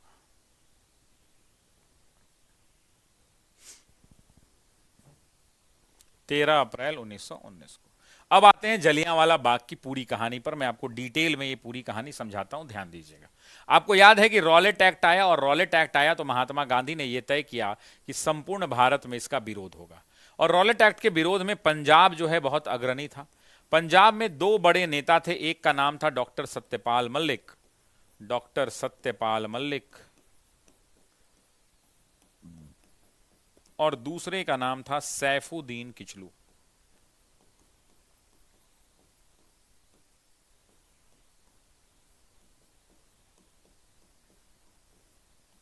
सैफुद्दीन किचलू, इन दोनों ने विरोध करना शुरू किया। जब इन लोगों ने विरोध किया और इन्होंने पंजाब में अमृतसर के अंदर में, अमृतसर में इन्होंने विरोध प्रदर्शन करना शुरू किया। अमृतसर में जब ये लोग विरोध कर रहे थे तो 9 अप्रैल को इन लोगों को पुलिस ने अरेस्ट कर लिया। 9 अप्रैल 1919 को पुलिस ने इन्हें क्या कर लिया, अरेस्ट कर लिया। जब ये लोग अरेस्ट हो गए तो उसके बाद महात्मा गांधी उस समय कहां थे, तो दिल्ली में थे। दिल्ली से महात्मा गांधी हरियाणा के पलवल रेलवे स्टेशन पर पहुंचे और वहां से वो पंजाब की ओर निकलने वाले थे। लेकिन महात्मा गांधी को एग्जाम में पूछता है कहां अरेस्ट कर लिया गया, तो पलवल में महात्मा गांधी को गिरफ्तार कर लिया गया। और जब पलवल में महात्मा गांधी को अरेस्ट कर लिया गया, उसके बाद महात्मा गांधी को मुंबई ले जाया गया। ये बात भी आपको पता है। इधर जब दिल्ली में पलवल में ये अरेस्ट हो गए तो लोगों ने यहां पर बैठक बुलाई कि भाई किसी तरह से छुड़वाना है। और छुड़वाने के लिए लोगों ने तय किया कि 13 तारीख को बैसाखी का पर्व है, 13 को बैसाखी का पर्व है, और हम लोग जो है बैसाखी के दिन जलियांवाला बाग मैदान के अंदर में, इस मैदान में इकट्ठा होंगे और मैदान में अहिंसक होकर इकट्ठा करेंगे और भीड़ से और हुकूमत से और अंग्रेजी हुकूमत से ये कहेंगे कि हमारे नेताओं को रिहा कर दो। और ये बात यहां पर तय हो गई। और हाँ भाई, अमेजॉन और फ्लिपकार्ट पर भी रहेगा, आप चिंता मत कीजिए। सर हम टीआरई 4 के बैच 21 जनवरी को लिए थे, अभी तक उसी से पढ़ रहे हैं। कविता जी, उस बैच में इतना पढ़ा दिए हैं कि आपको टीआरई तो आराम से निकल जाएगा, आप चिंता मत कीजिए, है ना। बिल्कुल। अब जब जलियांवाला बाग मैदान के अंदर में बैसाखी का त्यौहार था, लोग इकट्ठा हुए लेकिन तब तक एक दिन पहले यानी 12 तारीख को मार्शल लॉ लगा दिया गया। अब ये मार्शल लॉ यानी सेना का कानून लग गया, और जब सैन्य कानून यानी मार्शल लॉ वहां पर भीड़ में लगा दिया गया तो उसके बाद कुछ भी नहीं बचा। मार्शल लॉ लगने के बाद दोस्तों क्या हुआ, अचानक से सुबह सुबह भीड़ वहां इकट्ठा हुई। जलियांवाला बाग का ये मैदान था। इस मैदान की खासियत ये थी कि यहां से जाने और निकलने का एक ही रास्ता, अंदर जाने का और एक ही बाहर आने का था। यहां पे खचाखच लोगों की भीड़ भरी थी, खचाखच यहां पर लोगों की भीड़ भरी थी, लोग चारों तरफ से यहां पे इकट्ठा हो गए थे और हजारों की संख्या में यहां पर लोग जो है, हजारों की संख्या में यहां पर लोग पहुंचे थे, हजारों की संख्या में यहां पर लोग पहुंच गए थे। अब इसी समय जो है आपको दो डायर का नाम याद रखना है। एक का नाम है माइकल ओ डायर, जो वहां का लेफ्टिनेंट गवर्नर था, माइकल ओ डायर जो लेफ्टिनेंट गवर्नर था, और दूसरा एक और था जिनका नाम था रेनिगल्ड ओ डायर।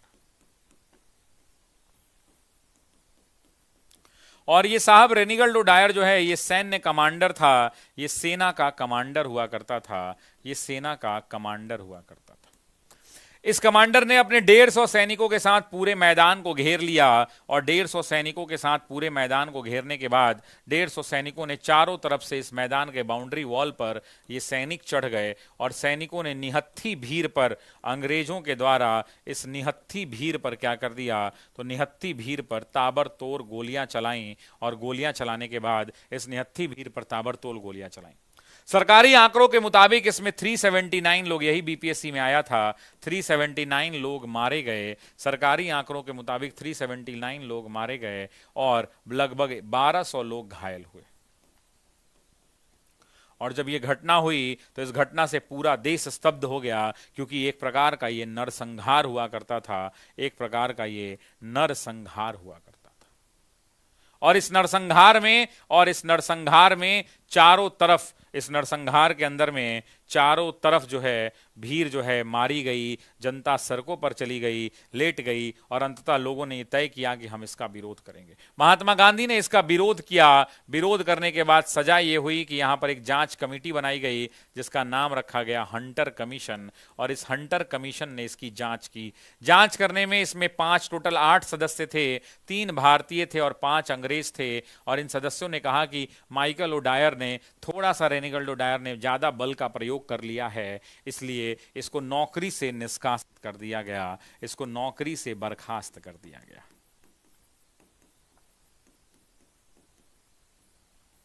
नौकरी से बर्खास्त कर दिया।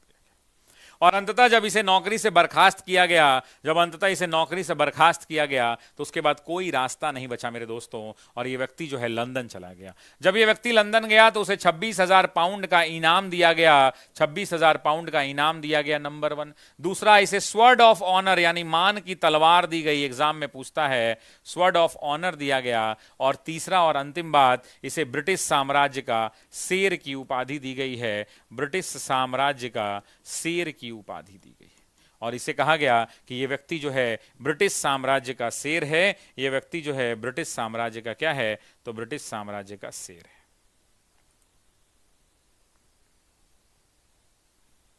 क्या हो गया?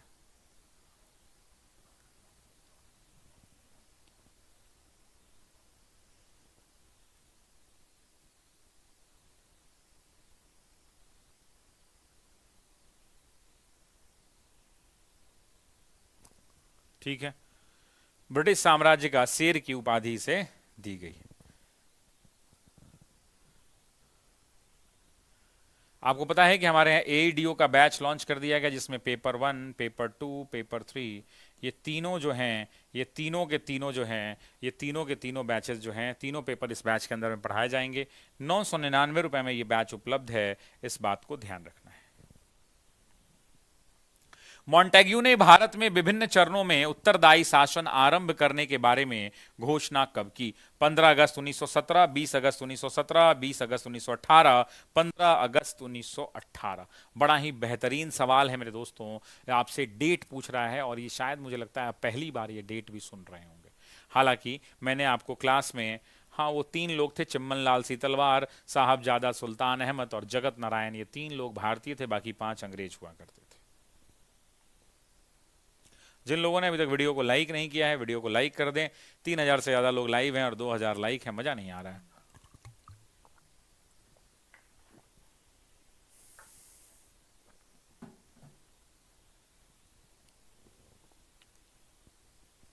सर 2 रुपए वाला बैच लॉन्च कीजिए, पिछली बार किए थे, नहीं सीखा, इस बार नहीं सीखा, इस बार 999 दे के पढ़ो।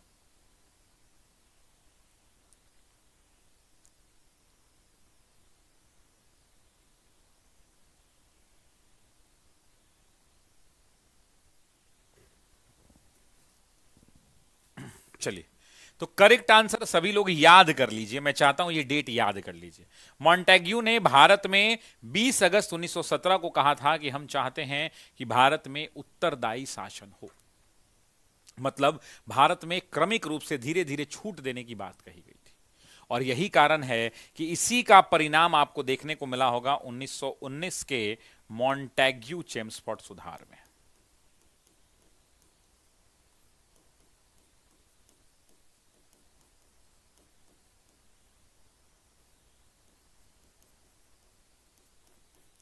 यही आपको देखने को मिलेगा, जहां पर उन्होंने कहा था कि प्रांतों के अंदर में रेस्पॉन्सिबल गवर्नमेंट बनाया जाए। अच्छा, एक सवाल पूछूं, बताएंगे? एकदम सिंपल सवाल पूछूंगा, लेकिन मुझे पता है कि बहुत लोग गलती कर देंगे। ये जो मॉन्टेग्यू चेम्सफोर्ड रिफॉर्म है, जो सुधार है, ये लाया कब गया? 1919 में आया ना। सवाल वो नहीं है, सवाल यह है कि लागू कब हुआ।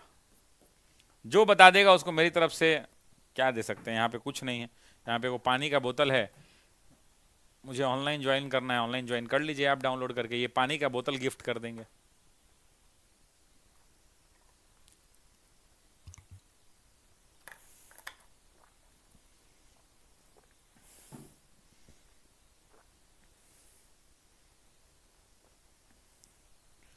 शहजादा सिंटू कह रहे हैं एडीओ का ब्रीच बैच फ्री कर देते तो गरीब बच्चों का कल्याण हो जाता।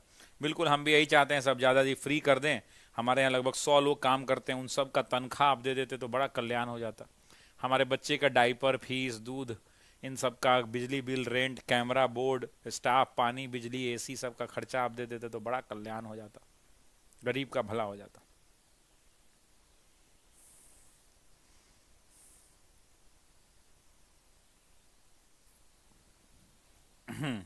बिल्कुल करेक्ट आंसर है 1921। अगर आप में से कोई भी ऐसा व्यक्ति है, खासकर लड़कियां हैं और लड़के भी चलेंगे, लेकिन लड़कियां, अभी लड़के तो मेरे पास हो गए हैं, लेकिन लड़कियां भी चलेंगी। अगर आप में से कोई भी लड़का या लड़की जिसके पास पढ़ाने का एक्सपीरियंस हो और क्लास 10th बिहार बोर्ड को पढ़ाना चाहता हो, बिहार बोर्ड को 10th को पढ़ाना चाहता हो, तो वो मुझे अपना रेज्यूम TOA BPSC@gmail.com पे मेल कर सकता है। मेल क्या क्या करना है? अपना रेज्यूम मेल करना है, और साथ ही साथ अपना कोई भी वीडियो का, यूट्यूब वीडियो का लिंक भेजना। अभी मत कहिएगा वीडियो नहीं है, तो शूट कर लीजिएगा, यूट्यूब पर अपलोड कर दीजिएगा, उसका लिंक भेज दीजिएगा, ताकि हम देखें कि आप कैसा पढ़ाते हैं। अगर आपको भी टीचर बनने का शौक है, आप चाहते हैं कि शशि सर के साथ टीम में काम करें, तो 10th बिहार बोर्ड के बच्चों को पढ़ाना है, तो बिहार बोर्ड का कोई भी बच्चा का वीडियो अगर आपके पास हो, तो उस वीडियो को आप TOA BPSC पे अपना रेज्यूम और वीडियो लिंक भेज सकते हैं। अमृतसर के भारतीय राष्ट्रीय कांग्रेस के 1919 के प्रस्ताव के अनुसार महात्मा गांधी के द्वारा कांग्रेस का नया संविधान लिखने हेतु निम्नलिखित में से किन्हें उनके सहयोग के लिए चुना गया था?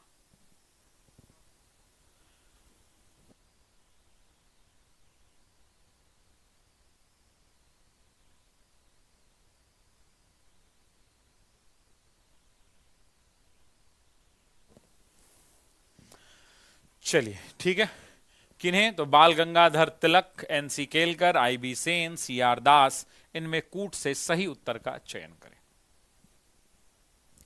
तो करेक्ट उत्तर हो जाएगा NC केलकर और IB Sen. A option is the correct answer. ठीक है जी। सर एक बैच फ्री करने से आप गरीब हो जाइएगा, अनुव्रत कुमार ठाकुर जी। नहीं, हम अभी तक गरीब नहीं हुए हैं। हम प्रतिदिन जो एक बैच क्या आप कहते हैं, प्रतिदिन सुबह 6 बजे से रात को 10 बजे तक, 6 बजे से रात 10 बजे तक, यानी 14, 12 और 4, 16 घंटा हमारे इस YouTube चैनल पर, लगभग 15 से 16 घंटा हमारे दूसरे YouTube चैनल पे, रोज 30 घंटा फ्री में पढ़ाते हैं। और जो अभी आप YouTube पे पढ़ रहे हैं, दावा करते हैं अनुव्रत कुमार ठाकुर जी, कोई माई का लाल नहीं होगा जो जितना हम फ्री में इस YouTube पर पढ़ाते हैं उतना पेड में पढ़ाता होगा। तो बोला कीजिए तो सोच समझ के, अपनी अम्मी अब्बू का या पापा मम्मी का जो है संस्कार दिखाया कीजिए। आप खरीद लीजिएगा एगो बैच तो गरीब हो जाइएगा, हैं बोका आदमी। 30-30 घंटा, 35-35 घंटा रोज, जैसा अभी हम पढ़ा रहे हैं ना यूट्यूब पे, पूरा एक प्लेटफॉर्म का नाम बता दीजिए। ऑफिसर एकेडमी इकलौता ऐसा कोचिंग है जहां हिस्ट्री, ज्योग्राफी, हिस्ट्री में 3 गो क्लास रोज यूट्यूब पर चलता है, ज्योग्राफी 2-2 गो 3-3 गो चलता है, पॉलिटी 2-2 3-3 गो चलता है, इकोनॉमी चलता है 2-2 क्लास, फिजिक्स अलग चलता है, केमिस्ट्री अलग, बाकी की तरह गुरु गोबर नहीं है कि सब मिला के पढ़ा दिए एक क्लास में। और हमारे यहाँ कोई पीपीटी लगा के नहीं पढ़ाता है मास्टर कि आए क्वेश्चन के अगला में आता जाता कुछ नहीं, अगले स्लाइड में उसका डिस्कशन लगा दिया, अंडरलाइन करके पढ़ दिए। तो बोलने से पहले सोचा कीजिए, नहीं तो हमारा बचवे लतिया देगा आपको क्लासे में, है ना। अभी अनुव्रत का तुरंत 2 मिनट में नामांकन हो जाएगा आपका, अनुव्रत जी, और हमारे बच्चे लतिया देगा क्लास के अंदर में कमेंट बॉक्स में। देखो तो जो सेनापति, सेनाओं तैयार हो जाओ, इस अनुव्रत का जवाब दे दो सेना लोग, आप लोग।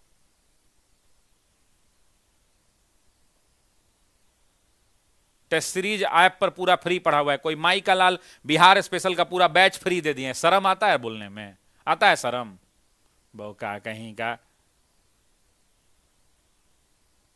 3 महीना 13 में आए हैं यहाँ क्लास डिस्टर्ब करने। कुछ ऐसे लोग हैं जो भगवान का भजन भी चलता है तो वहां भी मां बहन की गालियां लिख जाते होंगे, ये ऐसे लोग हैं।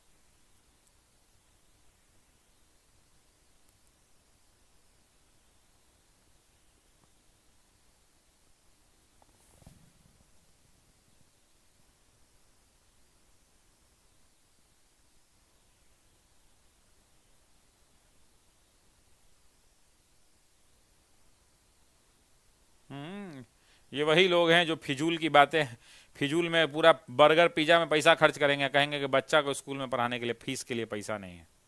ये वही लोग हैं।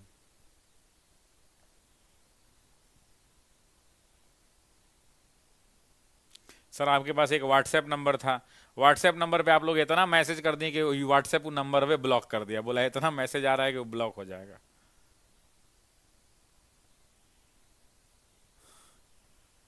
हाँ, अमन दुबई से।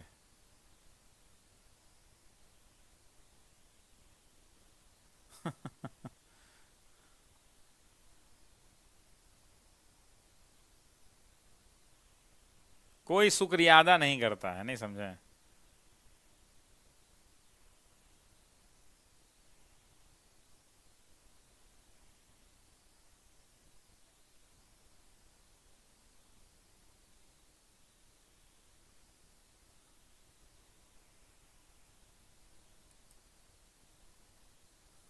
छोड़िए, जाने दीजिए, क्या करिएगा।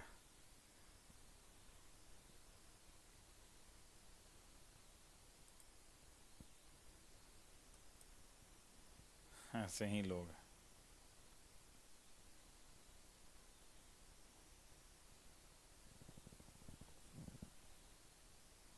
नहीं, अगर गलत बोल रहे हैं तो बोलिए आप ही लोग। पढ़ाने कहीं और जाइए, लिखा कहीं और जाता है, ऐसे कमेंट करने आता है, बताइए।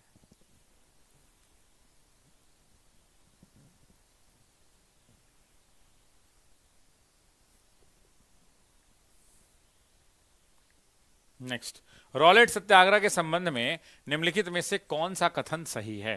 पहला, रॉलेट अधिनियम सिडिशन कमेटी की सिफारिश पर आधारित था। ध्यान से पढ़िएगा, बड़ा बढ़िया सवाल है, बात तो सही है। रॉलेट सत्याग्रह में गांधी जी ने होम रूल लीग का उपयोग करने का प्रयास किया, बिल्कुल सही बात है। साइमन कमीशन के आगमन के विरुद्ध हुए प्रदर्शन रॉलेट एक्ट के साथ साथ हुए, नहीं भाई, साइमन कमीशन कहां चला गया, ये 1927 चला गया, और ये कहां है, तो ये दोनों 1919 है। तो कौन सा सही है, तो 1 और 2 यानी B option, B option is the correct answer. आप इस बात को जानते हैं कि रॉलेट एक्ट की जो गठन हुआ था उसके लिए सर सिडनी रॉलेट उसके अध्यक्ष थे कमेटी के, है ना।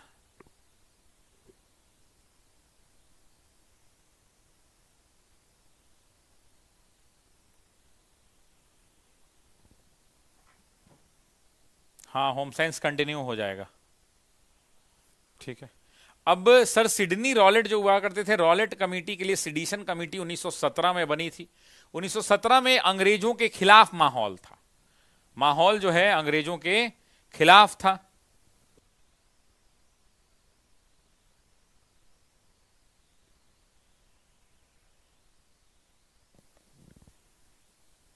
ठीक है, अंग्रेजों के खिलाफ क्यों माहौल था?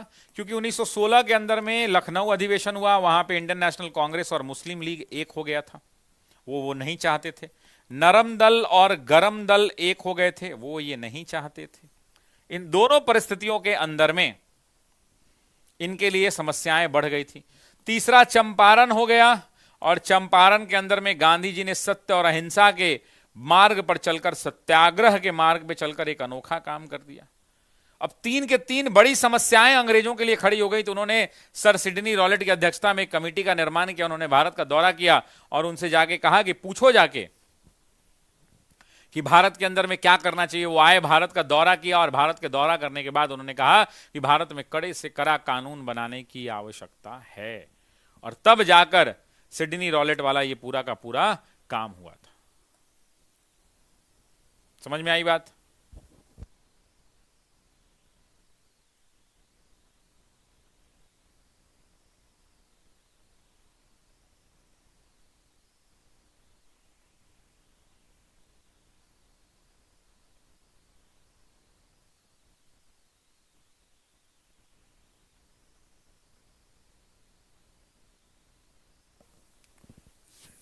हाँ बिल्कुल। अब लखनऊ अधिवेशन में चार बड़ी बातें हुई थी, आप ध्यान देना। लखनऊ अधिवेशन के ये जो चार बड़ी बातें थी जो इनके विपक्ष में गई थी, लखनऊ में सबसे पहला क्या हुआ था? इंडियन नेशनल कांग्रेस और मुस्लिम लीग एक हो गया था, इन दोनों के बीच में समझौता हुआ था। जरा ध्यान से समझना, एक एनसीईआरटी वाली बात यहां से पूछता है कि इसके चीफ आर्किटेक्ट यानी मूर्तकार कौन थे? इसके मूर्तकार कौन थे, जरा बताना, चीफ आर्किटेक्ट कौन थे? तो यहां पे एक नाम आता है मोहम्मद अली जिन्ना का, और दूसरा नाम आता है तिलक का, और यही वाला क्वेश्चन एग्जाम में आया था। दूसरा एक और यहां पर काम हुआ, दूसरा एक और हुआ कि नरम दल और गरम दल,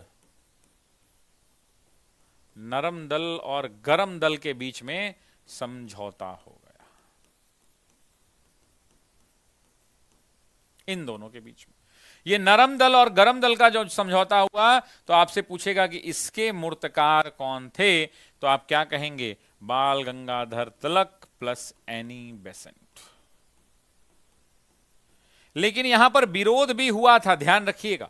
जब ये दोनों एक हुए तो मुस्लिम लीग ने आधिकारिक तौर पे, ध्यान रखिएगा, यहां पे एक स्टेटमेंट लिख रहा हूं, एनसीईआरटी का लाइन है कि इंडियन नेशनल कांग्रेस ने, यही क्वेश्चन आया था पिछली बार, आधिकारिक तौर पर, ध्यान रखना, आधिकारिक तौर पर मुस्लिम लीग की कौन सी मांग?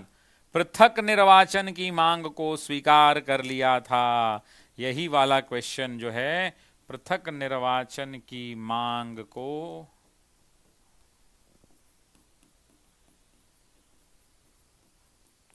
स्वीकार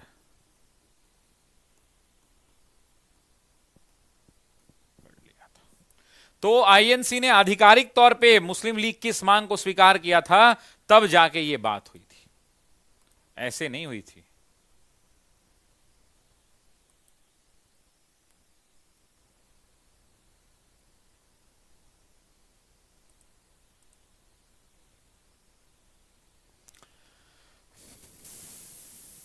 thank you so much Farhan Shamsi जी।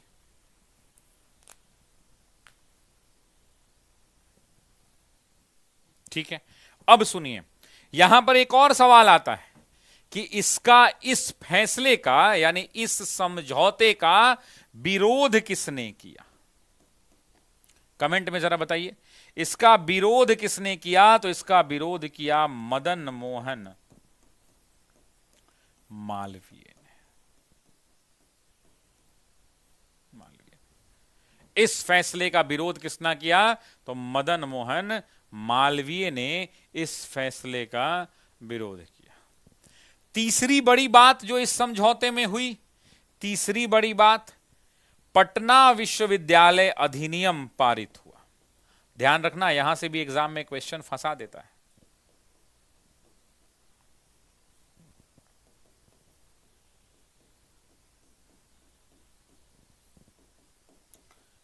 तो पारित हुआ 1916 में और लागू हुआ 1917 में।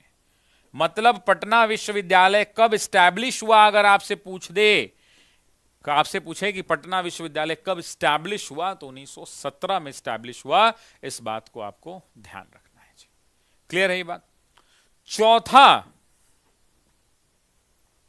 यहां एक और बात हुआ, सरोजनी नायडू पहली बार, या तिलक पुनः कांग्रेस में शामिल हुए। ऊपर लिख देता हूं, तिलक एग्जाम में पूछता है, पुनः इंडियन नेशनल कांग्रेस में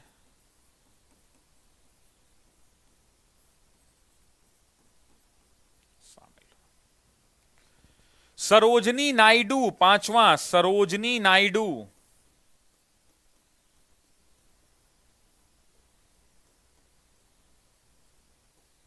भी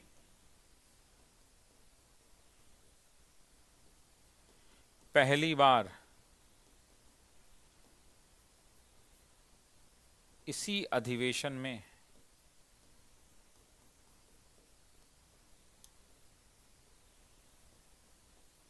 शामिल। तो मेरे भाई, आपका जो है मैंने लिख दिया है। क्या हो गया, कोई कॉपी पेस्ट कर रहा है क्या?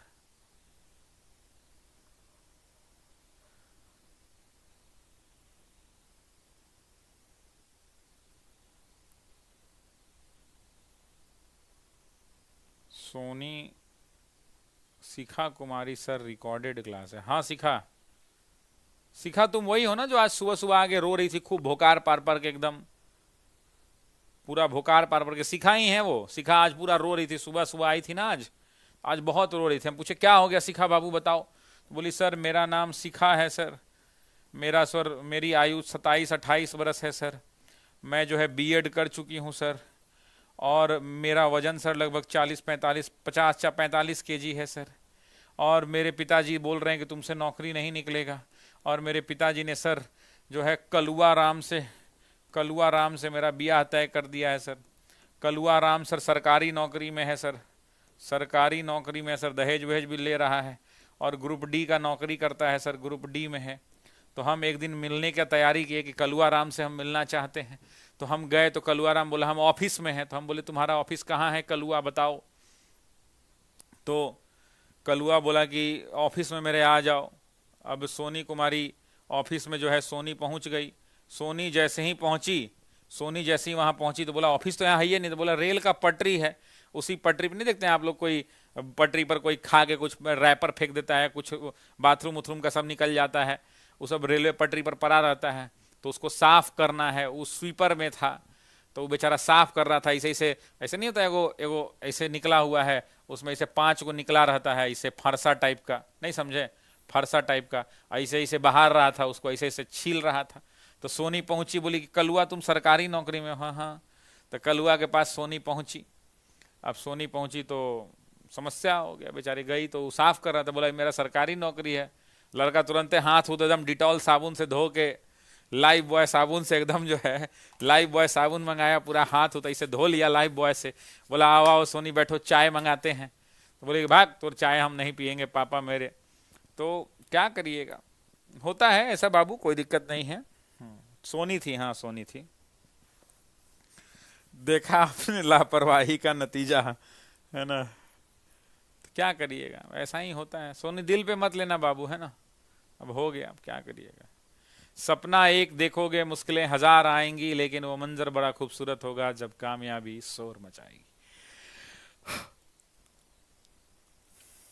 बीपीएससी एसओ का क्वेश्चन करा दीजिए। अब कल कराएंगे, आज नहीं करा पाए तो अब कहाँ से कराएं, अब सब लोग करा दिया होगा।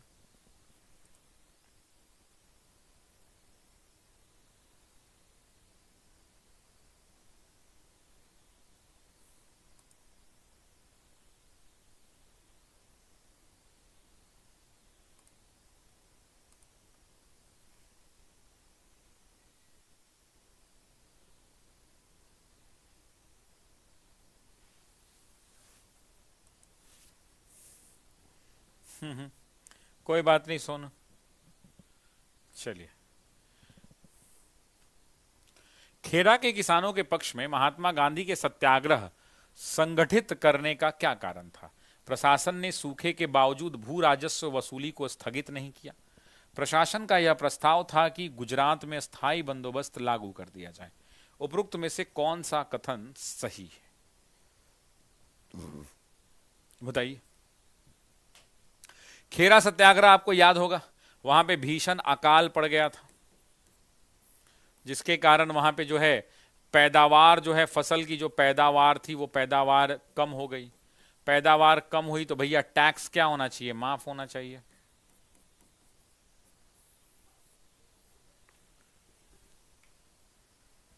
काहे हल्ला हो रहा है?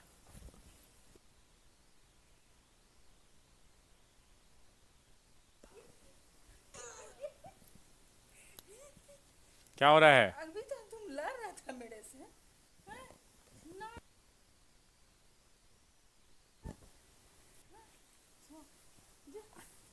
क्या कर रहे थे तुम, बोलो।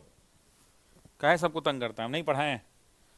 हम नहीं पढ़ाएंगे तो कैसे तुम्हारा डायपर खरीदाएगा, बोलो। हैं बेटा? हाँ, तुम्हारा नाम अब बदल के हम नाम बदलाएगा। क्या नाम रखाएगा? नाम क्या रखाएगा? सार्थक कुमार से क्या नाम रखाएगा अब तुम्हारा? बांस कुमार बेटा। चलो जाओ पढ़ो, अब हल्ला नहीं करना, मैं चिल्लाते नहीं हैं। हमको लगा गेट बंद है, हम कहे इतना आवाज आ रहा है इसका।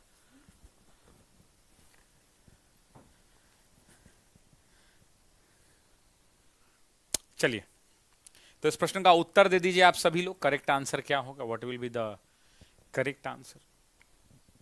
करेक्ट आंसर हो जाएगा सिर्फ ए विकल्प। गुजरात में अस्थायी बंदोबस्त लागू करने का तो मांग ही नहीं था। फसल बर्बाद हुई, मूलतः इनसे वो मालगुजारी मांग रहे थे, और मालगुजारी वो किसान देने से मना कर रहे थे। उल्टा इन्होंने बोला कि मालगुजारी में 30% ज्यादा देना पड़ेगा, इसके कारण ये आंदोलन हुआ था। आंसर क्या हो जाएगा? ए ऑप्शन हो जाएगा।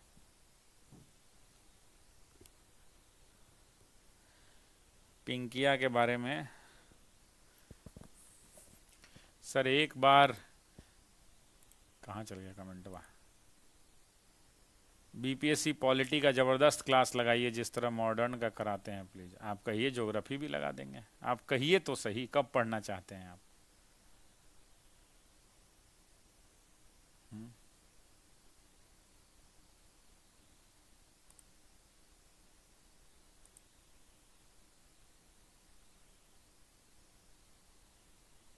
कब पढ़ना चाहते हैं बताइए।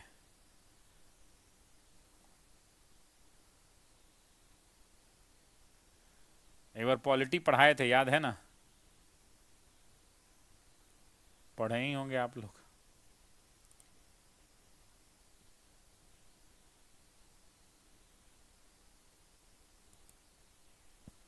चलिए ठीक है, तो अब आज के लिए इतना ही छोड़ते हैं। कल पुनः मुलाकात होगी आपसे। बफरिंग होने लगा ना, बार बार इंटरनेट आ रहा है जा रहा है। आज यहीं छोड़ते हैं, पुनः मुलाकात होगी आपसे आगे की क्लासेस में। इस वीडियो को देखने के लिए आप तमाम साथियों का दिल की गहराइयों से बहुत बहुत शुक्रिया, बहुत बहुत धन्यवाद। आपसे पढ़ के पीजीटी की टीचर सेलेक्ट हुई हूँ तो भैया सब सरकारी स्कूल में तो हमारे विद्यार्थी हैं, तो आप चिंता काहे कर रहे हैं? हम ही से पढ़ के गया है, ऑफिसर एकेडमी के शिक्षकों से ही पढ़ के गया है कि नहीं? तो ऑफिसर्स एकेडमी का बच्चा बच्चा गांव गांव में शिक्षक है। तो इस वीडियो में जुड़ने के लिए आप तमाम साथियों का दिल की गहराइयों से बहुत बहुत शुक्रिया, बहुत बहुत धन्यवाद। जय हिंद, नमस्कार।